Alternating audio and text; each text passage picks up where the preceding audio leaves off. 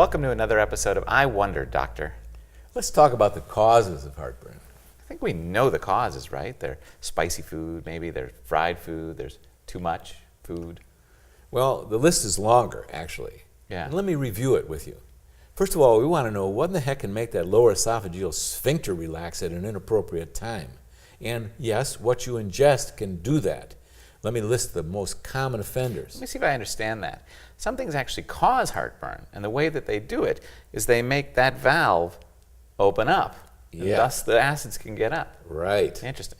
And other things can just aggravate it once you got it. Right. And so causes of the relaxation of that sphincter can include stuff that you ingest. For example, alcohol can make that lower esophageal sphincter relax, as can smoking, as can chocolate.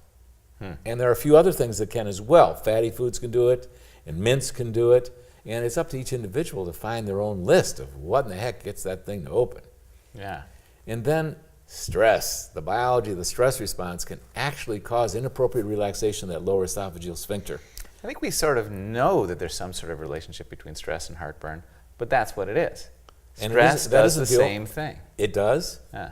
And it's not the only relationship to stress to heartburn, but we'll get into that at a little later time. Yeah. Interesting enough, stress is a double whammy because it can also cause excessive contraction of the outflow valve, the pyloric valve, where food's supposed to leave the stomach, so it stays in the stomach longer and is thus more prone to reflux.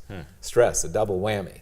And again, it's not the stress in your life, it's how you respond to stress, because you can respond to stress in a way that does not engage your biology in a hurtful way. And then there's also medications that can do it. I mean, the relaxation medicines, for one, like Xanax, for example, and the tranquilizer type stuff. And here's how we approach it with someone who has heartburn, and I highly recommend this, is you take a look at the medicines you're taking, look up on the internet to see if a possible side effect is heartburn. And many of them do, and you're going to be a little surprised. And then being overweight can do it, because having a bigger abdomen leaves less room for the stomach and less room for food in that stomach, and that can push it up physically and push the acid up into a relaxed sphincter. A real common example of that is pregnancy, for example. A lot of pregnant women have heartburn because they've got a belly that doesn't leave too much room for their stomach. There's a lot of ways to address it. They've got a double whammy too, because they've got one of the greatest relaxation biochemicals in the world floating around in them. It's called progesterone. Makes the pelvis relax, makes delivery of the baby easier to pass through their pelvis, but it also relaxes a lot of different stuff, including the lower esophageal sphincter. There's a lot that they can do about it. Now, food reactivities, reacting to food, having an allergic or an immune response to some foods can do it as well. So food allergies can trigger heartburn? It can, and that's an exploration, and we're going to cover that in some depth because it's at the cause of a lot of different things besides heartburn. But you can have an adverse response to foods, an immune response to foods, and that can cause heartburn. And then there's another category, and I think this is more of what you were referring to, is what in the heck can aggravate heartburn once you got it. And anything, you got an inflamed surface inside your esophagus, and boy, they're far more sensitive to anything that's hurtful.